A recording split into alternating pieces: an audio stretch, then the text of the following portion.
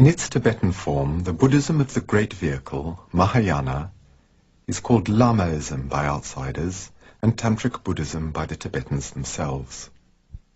To those who aspire to wisdom, it offers all known forms of ascetic life and all the possible techniques of self-transformation that exist.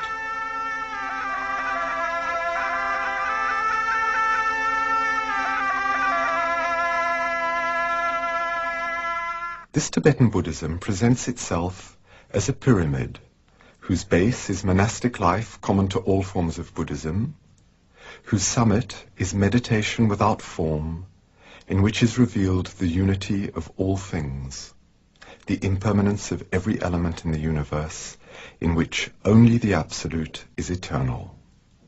Between this starting point, common to all those who have heard the call, and the perfection that is reserved only for the chosen few, stands the structure of Tantrism that is so disconcerting for outsiders with its pantheon of divinities in terrifying forms, its sexual symbolism, and, in addition, its yogic practices. These monks, confessing to transgressions of the rules, are members of one of the orders called Red Hats, among whom one can find the largest number of both hermits and, on the other hand, married monks. The monks devote themselves to studying metaphysics, sometimes for years. This path can be compared to that of monks anywhere, but the exchange of ideas concerning the noble questions takes on a typically Tibetan form.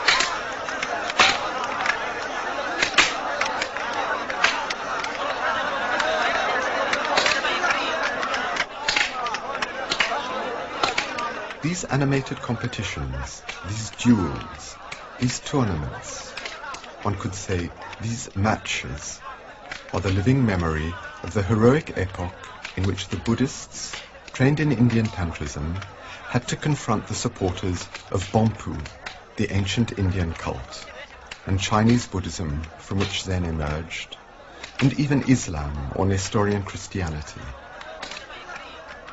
Those debates were veritable battles. Sometimes they were competitions for miraculous powers. Today, these controversies between the one and the multiple, the noumenon and the phenomenon, or between time and eternity, are a particularly favored teaching method in the monasteries of the Yellow Hat Reformed Church.